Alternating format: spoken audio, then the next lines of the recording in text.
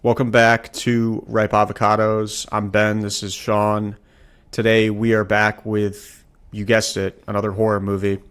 Some are calling this like the movie of the year, the movie of the decade. Some might say. I might say. It's Obsession, directed by Curry Baker, right? That was off the dome. Before we jump into it, just be sure to subscribe to our channel if you have not. That'll be posted right here below. And if you're looking for non-spoilers, just skip to the score section of this video because everything else is fair game, and this is your warning. So without further ado, let's cue the music.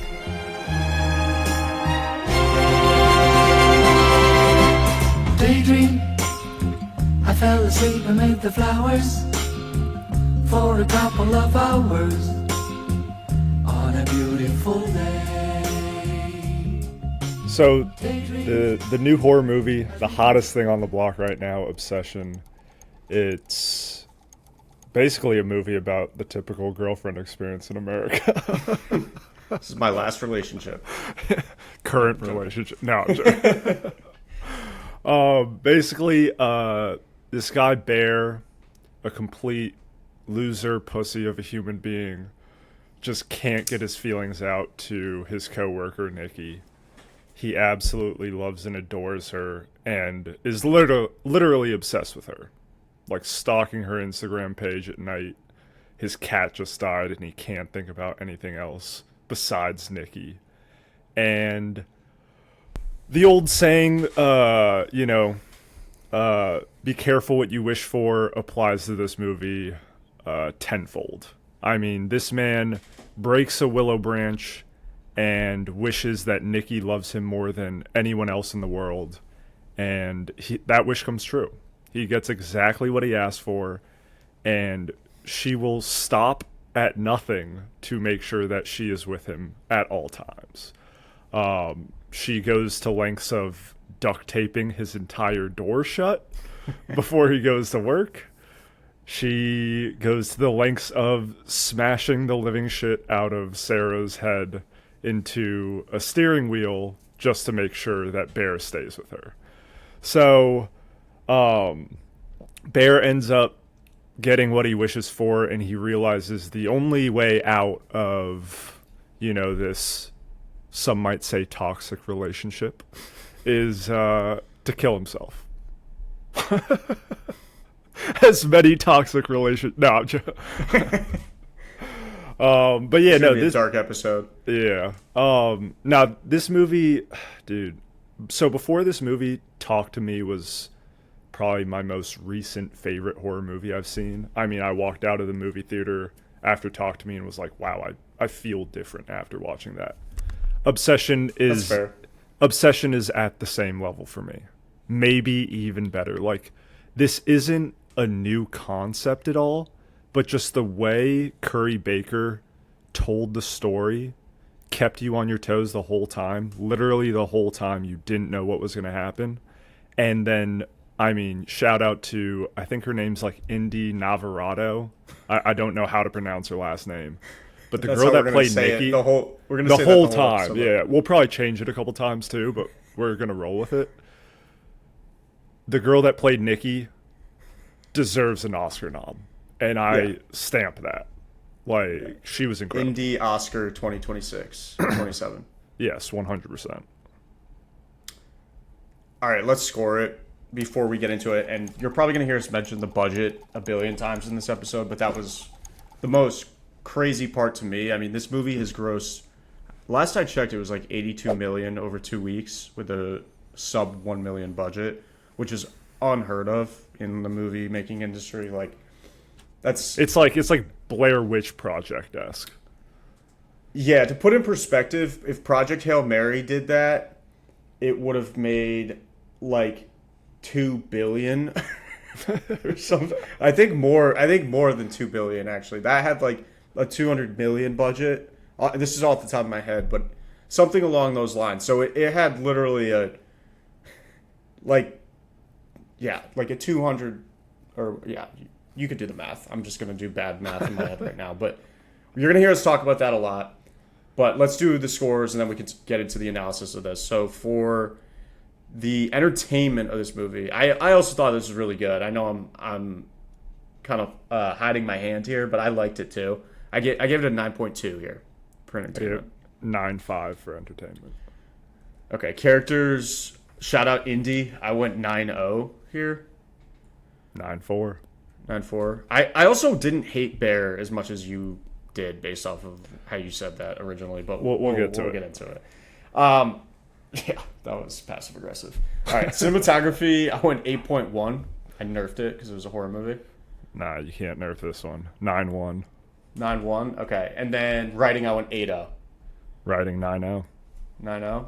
This movie across the board is at least a 9 for me. It's barely. It's an 8.9. It's an 8.9 weighted. I mean, that's got to be. That's at least 1 or 2 all time on this channel. Let's start entertainment wise. I mean, this thing was pretty fucking crazy up until he actually snaps that wishing willow branch. Is it actually from like a willow tree? I guess that's where it comes from, but Satan made it himself. It looked like the thing that you put your fingers in and you have to relax them. The like Chinese whatever thing.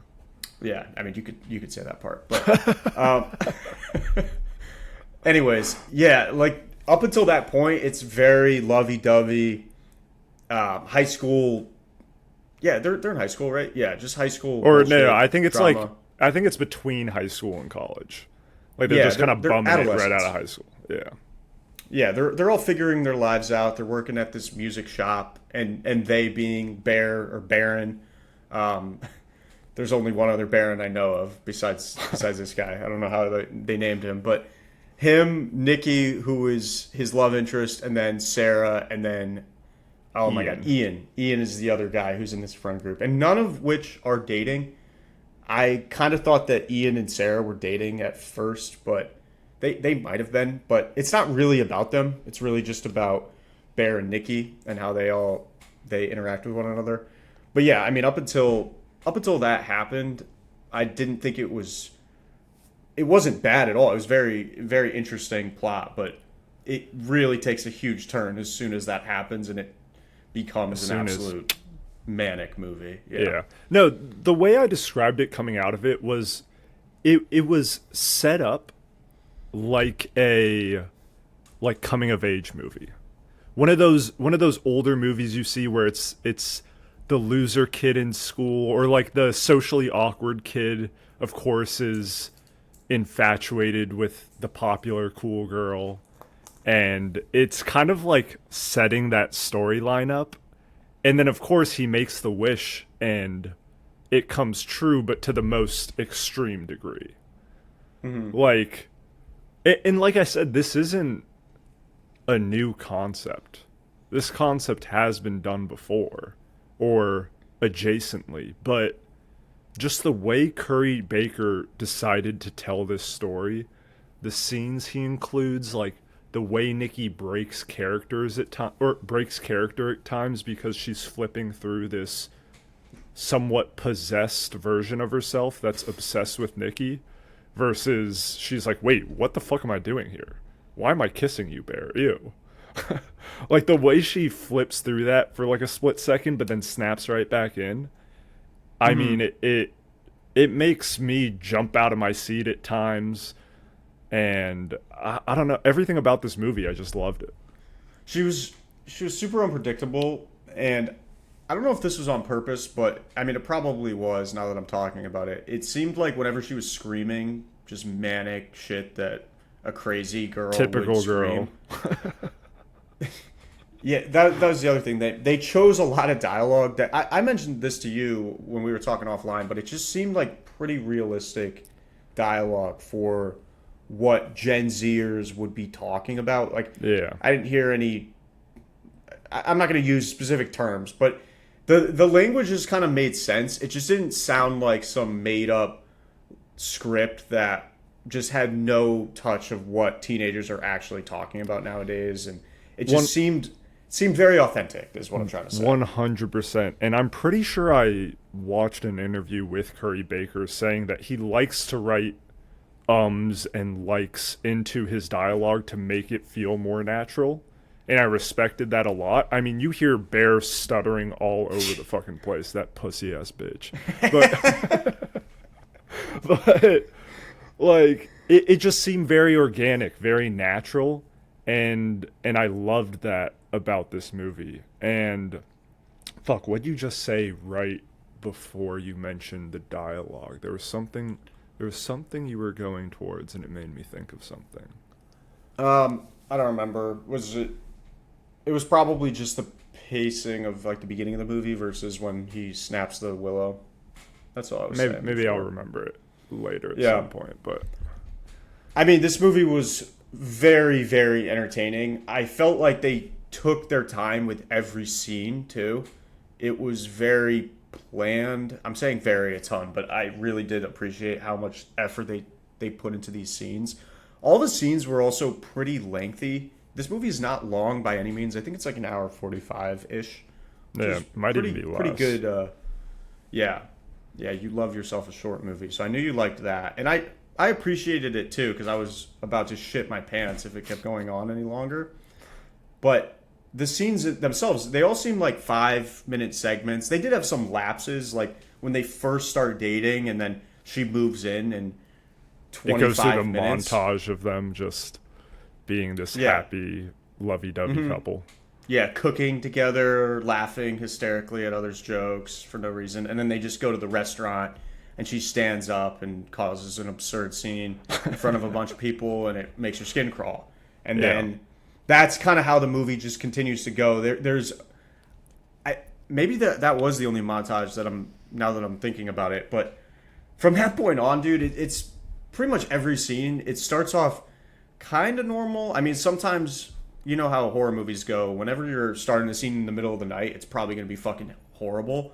Especially this. Like, I'd say that the scene where she is standing in the corner watching him sleep is the one that got me the most. Like her doing the moonwalk to the corner of the room and like I wanted nothing to do with that shit. That fucking freaked me out a lot. And then she's holding the plant up. I was kind of expecting her not to do anything there, but it was still really fucking weird and I hated it, but it was amazingly well done. Yeah. Like props to Curry Baker. I know, dude, that scene was... this movie had me cracking up at the same time shitting myself. Yeah. Like, the fact she's standing nervous at the court... laughter.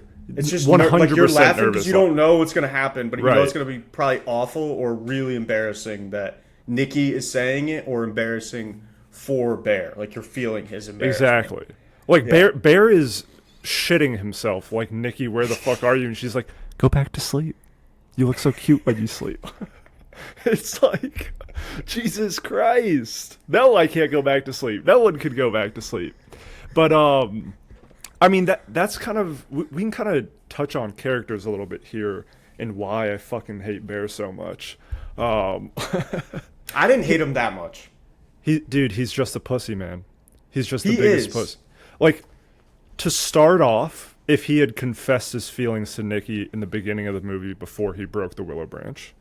Agreed. We could have not had 3 bodies on our hands, right? Yeah, Beyond but though, he didn't know that no, was going to happen. No, but I think Bear as a character is just... He's obsessed with the idea of Nikki, but he doesn't know how to... He doesn't know what, like, love or a relationship really is. He just wanted the quirky girl. And I think... the pacing... Hold on, I'm going to stop you real quick. Yeah. Sorry. Do you think he's supposed to be a virgin? Because I think he is. I would 100% think that he's a virgin. Yeah, okay. I mean, I assume that's implied. They never actually say that. Yeah, that's true. No, but he definitely go back to he your definitely gets no play outside of demonically possessing some chick. But I think that's kind of what played into the movie, right? Like, Nikki has no control over her body, and I personally feel like the movie brings to light how shitty of a person Bear is. It does, because you're implying like the rapey shit that he... No, I shouldn't say it like that, but you're implying that he is taking advantage of her knowing that she's under some crazy trance. which definitely in the scene where, and I'm not condoning that. I'm not saying that's cool, obviously. Bear's all right what- though. But my take on it is I think he got himself in this mess to just not being knowledgeable about what was really going on. He was obsessed with the idea of dating Nikki and like being with her. When she tells him that she's thinking about putting her 2 weeks in at the music shop where they're all working to make money and not actually stay there long term, or Bear might have been, who knows. He gets a little antsy at the idea and rushes out to go meet her. But I don't think he did anything. He obviously had no idea the Willow Branch was going to actually do any of this. He definitely would have never chosen it. He also comes to save her in the end. He kills himself to save her, which I thought took some balls, obviously, because he was going back and forth with it. There. She did literally tell him in his sleep to kill her, and he didn't because he was like, "Oh well, I don't know. We got some magic going on here." That's completely sarcastic, by the way, but she is like a riddled corpse in his bed and saying the most egregious shit ever. And this was the night. I think this was the night where she like bashes herself in with a Bud Light bottle in front of all of his friends, and he's like, "Yeah, you know what? That wasn't that bad. Yeah, she's still kind of glowing right now. Look at her sleep, you know." He's like checking her out. I don't know. If we just cover up this part of her face. No, I mean, I don't think Bear was some great guy, but I sympathize with him a little bit in the fact that he had no idea what he was getting himself into, and he didn't want any of that. He just wanted to be with her and have a chance to date her. And I honestly think, I don't know if you felt the same way, but it seemed like she would have agreed to go on a date with him without the Willow Branch. It seemed like she was kind of into him.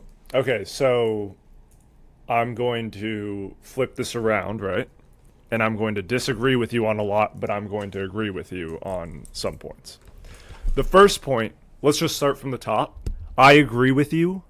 The way I viewed the movie, I 100% think if Bear had expressed his feelings, Nikki would have kind of explored that. And when I first watched the movie, or I mean the only time I watched it, I went with Preston. Yeah, I went with Preston, I went with Joe and a couple other people, right? And after you know that first scene when they're in the car before he breaks the willow tree and Nikki comes back to the car is like, or because he calls her Freaky Nikki.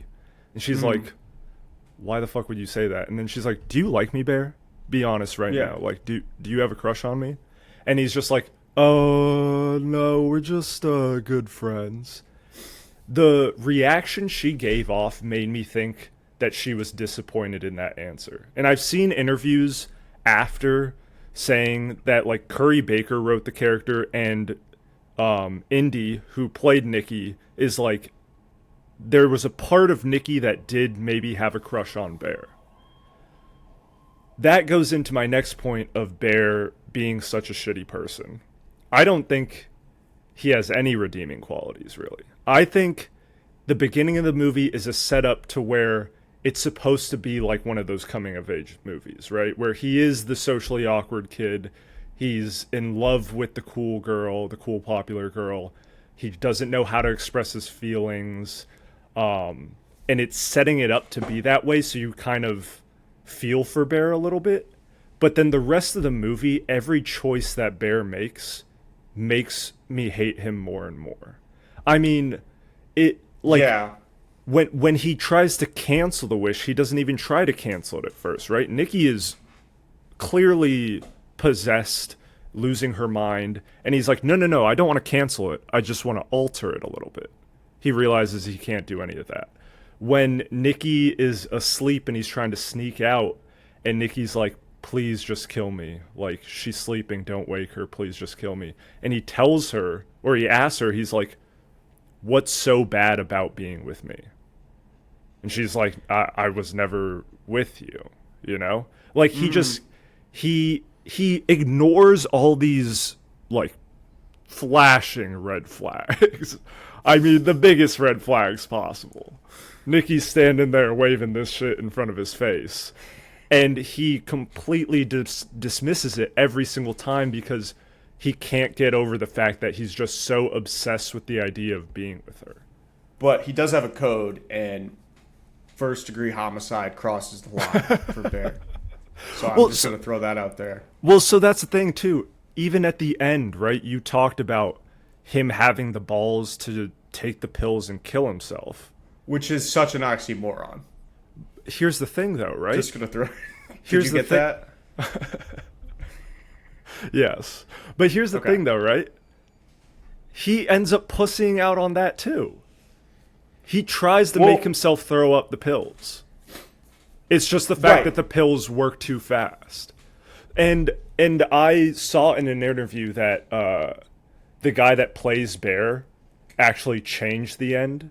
Because Curry Baker, I think, had it written where he blows his own brains out because he's in the bathroom with the gun in his mouth.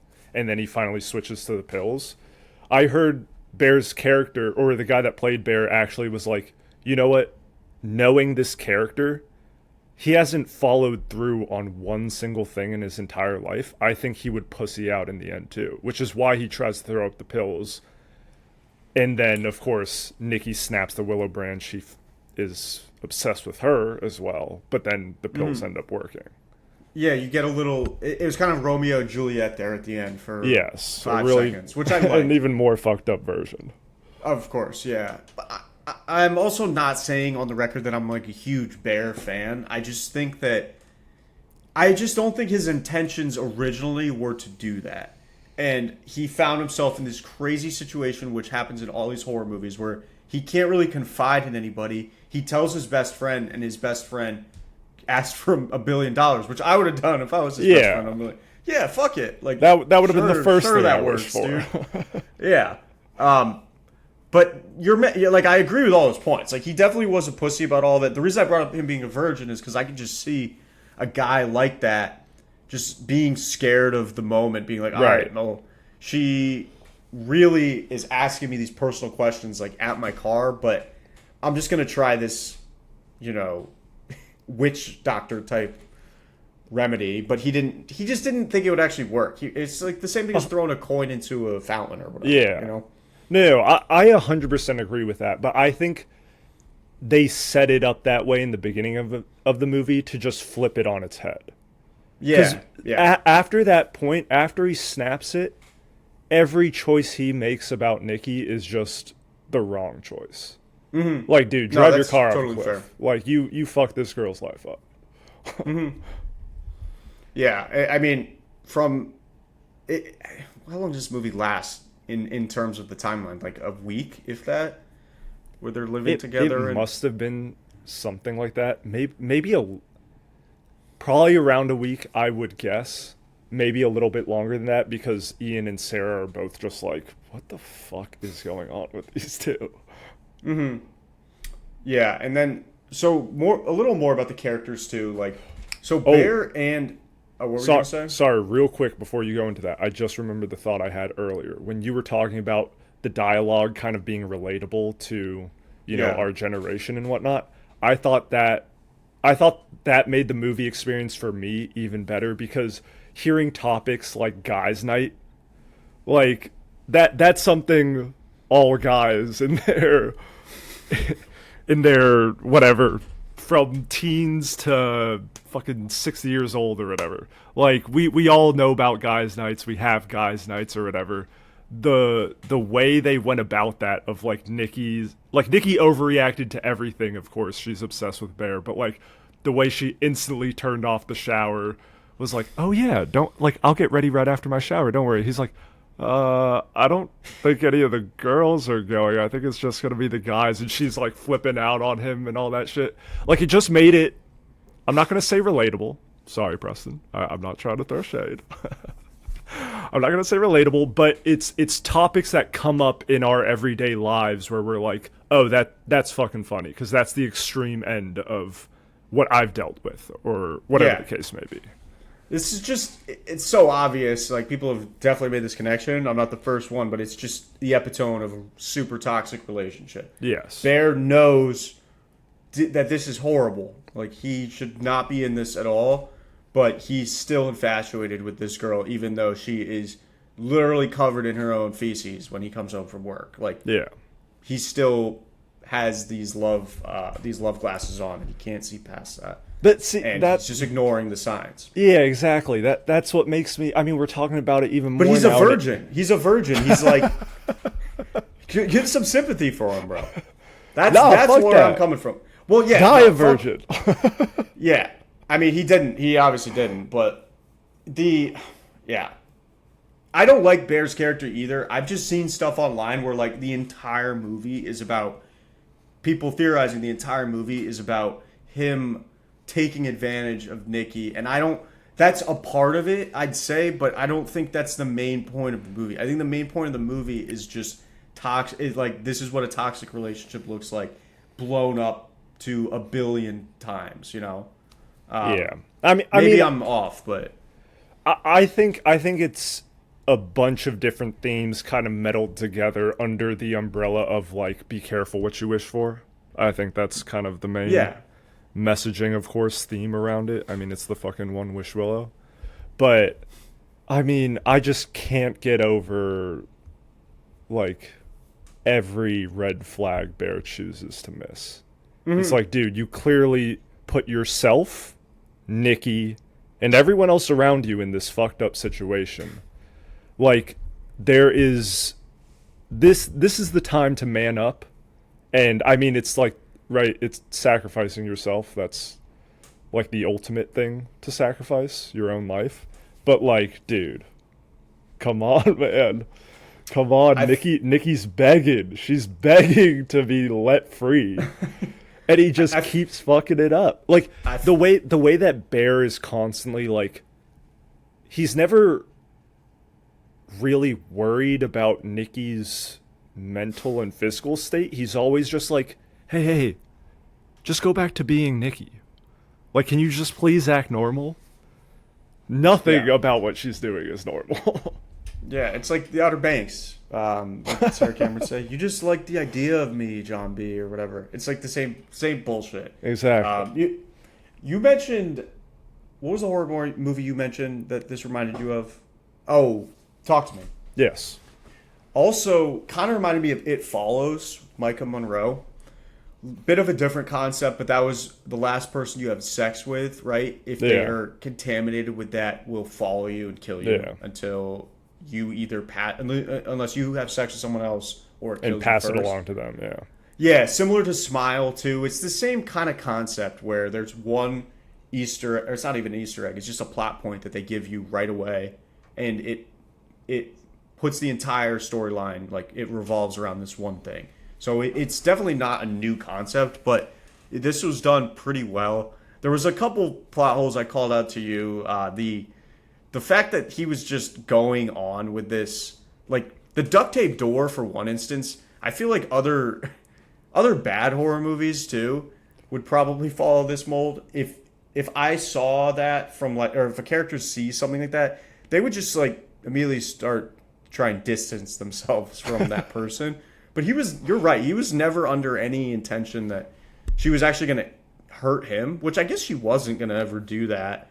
And there was never just really anyone else around him that posed a threat. Yeah, or herself. Like, I thought that's where it was going when she was holding the knife, but then it was only to threaten to kill herself. And yeah, I mean, the post guys' night fiasco when Ian and Bear supposedly drop her off at the hospital, that was such a plot hole. Like, there's no way in hell that girl would have ever been sent back to live with someone that she wasn't even married to and all that. Like, they would have just sent her back to live with her mom, or because I guess her dad wasn't in the picture. But nonetheless, like these are some very, very small things I'm picking apart. Also, the cat getting into the Vicodin, that was weird. But I guess the pill bottle I guess open. that was just I think that's just Bear being a useless fuck and not putting the cat back on the bottle. You know? Yeah. Or maybe his cat had opposable thumbs and got into it. I don't know, but yeah, no, I mean, there were, of course, a couple plot holes in a movie, but I mean, I give it a pass, man. $750,000 budget, you could have the lighting guy doing the moonwalk in the background. I wouldn't give a shit. Like, this movie, This movie hit on all cylinders for me. Well, yeah, and then there's the element in horror movies when sometimes you choose to bring law enforcement into the movie. Other times, horror movies are just like, fuck it. Yeah. The protagonist is going to solve it, and that's what happened here. Because that would have happened after she showed up at the hospital with a broken off beer bottle like in her forehead and two guys that aren't married to her. Like, So, she's which fucking one- crazy, bro. All right, both of y'all under arrest. Right.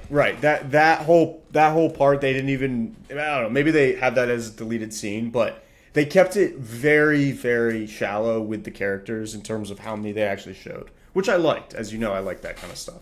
Yeah. Really only 4 characters. We never actually meet. I don't even know if other characters had lines, to be honest, besides those 4 that I mentioned at the beginning, and then the employees at the, Andy Richter. That was he the that guy? was, he was the dad that owned the music store. Sarah's dad. Okay. Yeah. Okay, so him and then the guy who owned, or there's 2 employees that worked at the store where he buys the Willow branch. And I Yeah. think that was it. I literally don't think anybody else talked, aside from at the party, maybe. Yeah, at the party. I think at the party. But besides super that, interesting. oh, and then of course the ominous phone call that Bear makes to try to cancel or alter the wish, and the director Curry Baker actually did the voice for that on the phone Interesting, call. okay. Yeah. That reminded me of The Substance. When she calls in, she's like, this shit doesn't work. Yeah. It also, so the end of that phone call reminded me of Talk to Me, when Okay. like, of course it's such a lackadaisical call. Like, it sounds like some like 16-year-old that just got a job at a call center and doesn't want to provide any sort of customer service. But then at the end he's like, 911 operator. Basically. yeah, but just hates his job. And at the end of the call, he says, do you want to talk to her? And Bear's like, what? Who? He's like, do you want to talk to Nikki? And it cuts to just Nikki like screaming over the phone like she's burning in hell or something like that.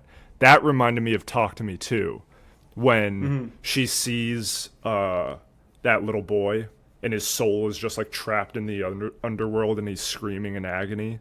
Like it kind of gave me those vibes as well. So I don't know, dude, the more I watched this movie last week, and every day I have either watched a YouTube video or combed Reddit threads about this movie because I can't get it out of my head. No pun intended. I am obsessed with this movie. Yeah, I mean, I've definitely been mulling it over. I've saw it a couple days ago.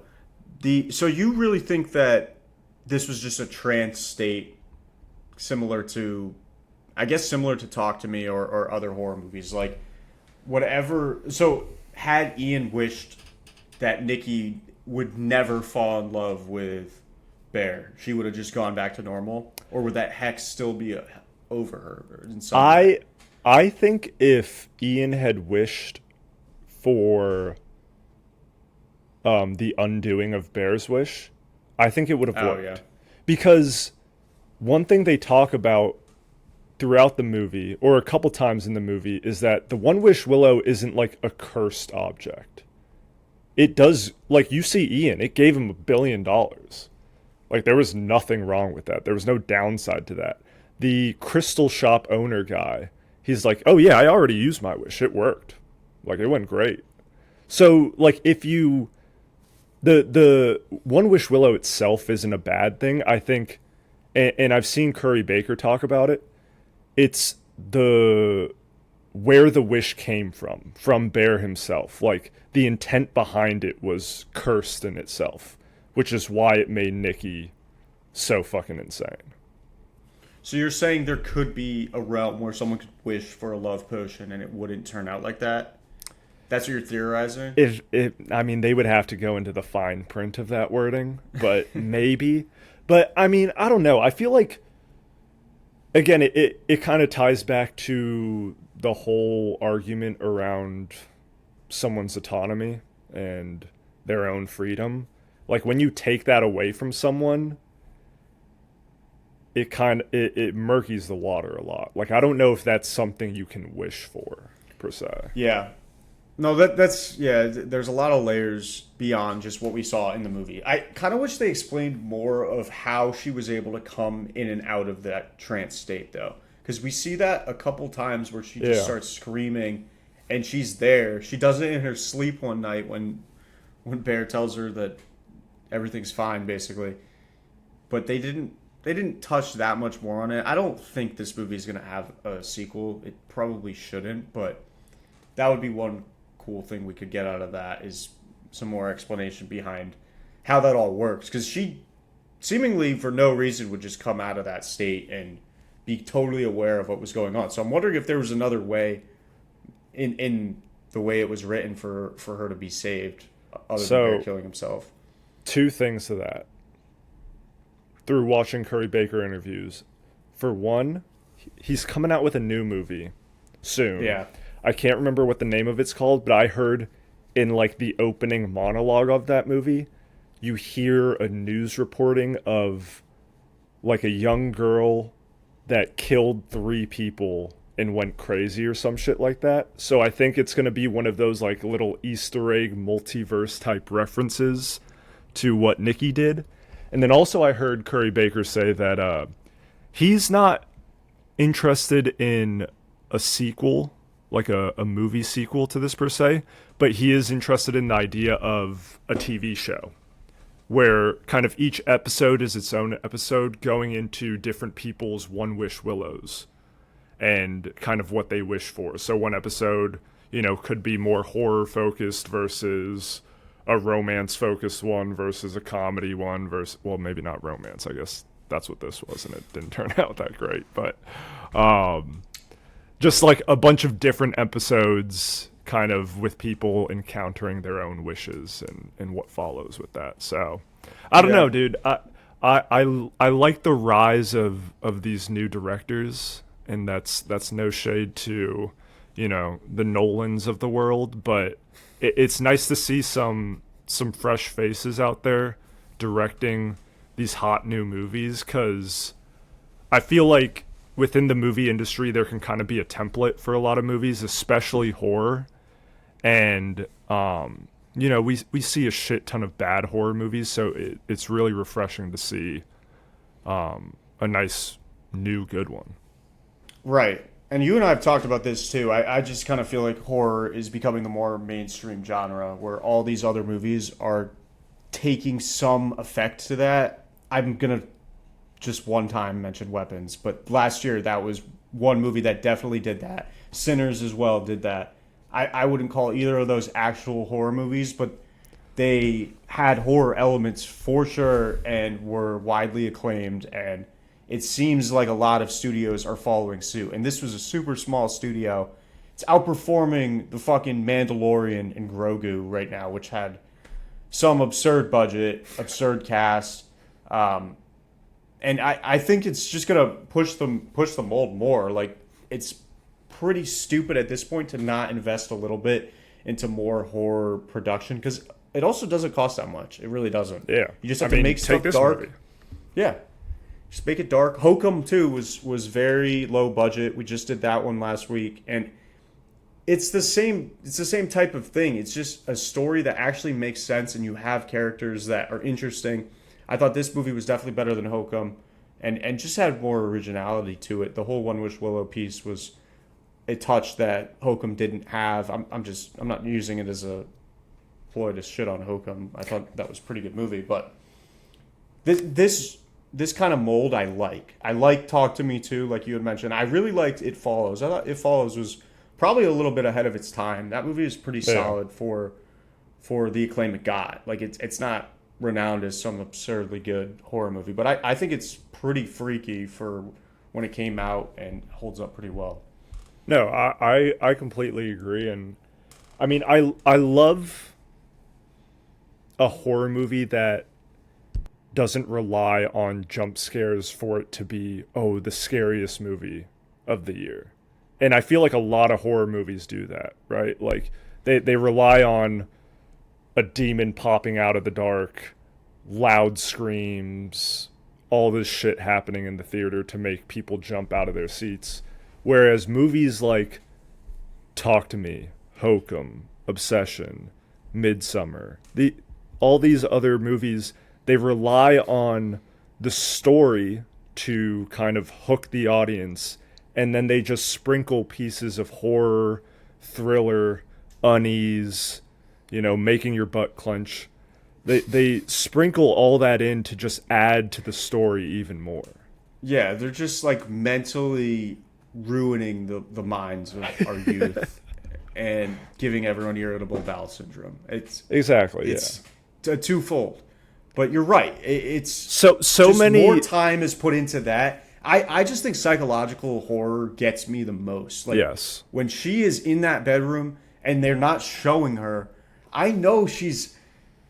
Again, I feel like I'm pretty sensitized or desensitized to jump scares. I'm seeing Bear lay down in bed. I'm like, the only really jump scare tactic you can use here is have her pop up right behind him and like look at him again, or her like pop up in some way.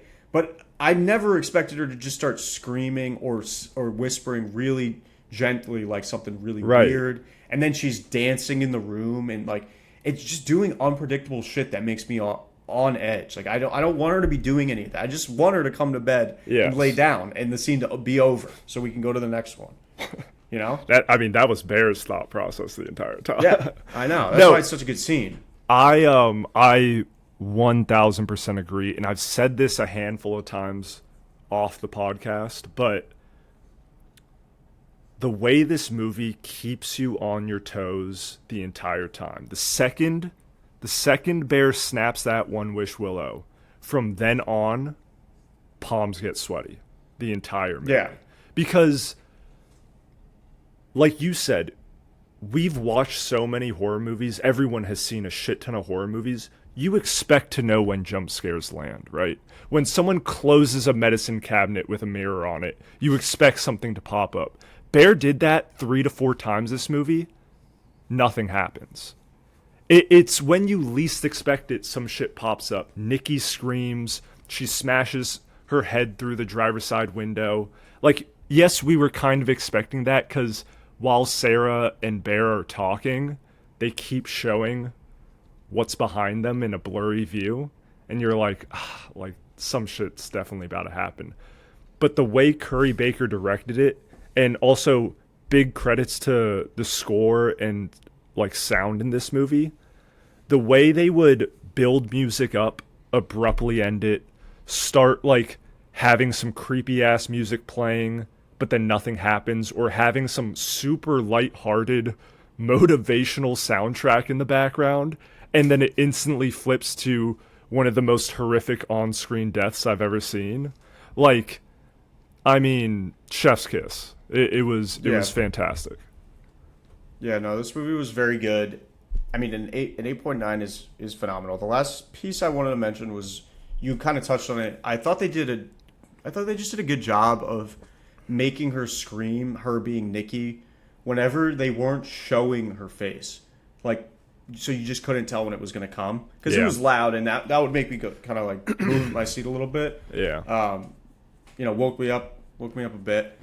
But that was just a really cheap, effective way to freak me out. Yes. Aside from the moonwalking, that I will. Oh my god, that's gonna be etched in my head for the rest of the time. Yeah, no, I can't forget. You said moonwalking, and I got a little chills. So the second time she did it, it also freaked me out too. But that looked more of just like a time lapse. Yeah. Because the first time she did it, she just looked like a gargoyle. Yeah. And I was like, what the fuck is this? So on that note, and Bear's just like, okay, I guess I'll go back to sleep. yeah, he just like cuddles up at the corner. Yeah, that was crazy. Fuck Bear in that scene. That was wild. I mean, fuck Bear in general, but this movie was awesome. Don't go see it with your parents unless they're into this kind of stuff. But yeah, go see it with your girlfriend. Go see it with your girlfriend. Yeah, have a long talk after and before this movie. No, go check out Obsession. Go check out Ripe Avocados. We'll be back next Tuesday with another one. Until then, stay safe out there. Peace out. Deuces.